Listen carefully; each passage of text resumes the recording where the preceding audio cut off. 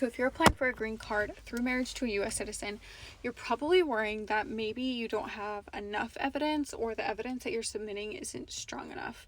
And that is a very valid concern. As an immigration attorney, I wanted to shed some light on this and kind of explain the way that USCIS looks at your packet of evidence. So USCIS wants to see evidence of a valid marriage, and they want this evidence to kind of cover different categories of evidence.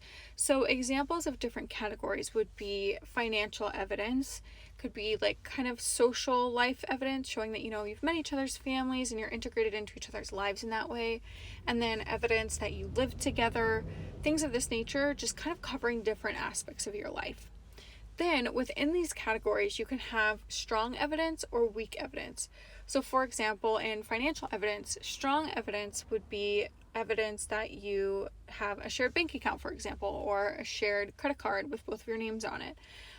Weak evidence, on the other hand, would be like a quick Venmo that you sent to your partner at some point, kind of sporadically. USCIS knows that every couple is different, and so there's not an exact formula you need to follow, but you need to be considerate of these things as you paint the picture of your relationship to prove that it's genuine. And so that's where an attorney can really come in and help you.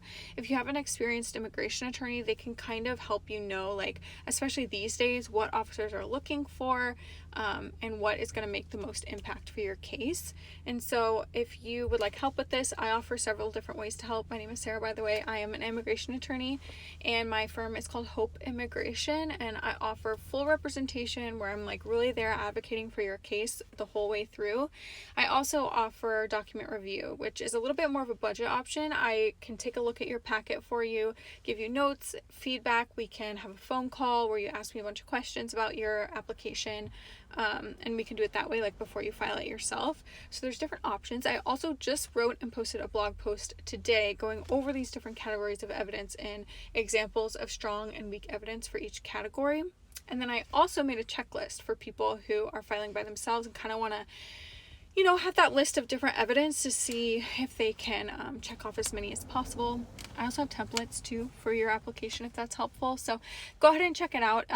The link to my law firm's in my bio, but it's just hopeimmigrationlaw.com. And I hope you find the resources helpful.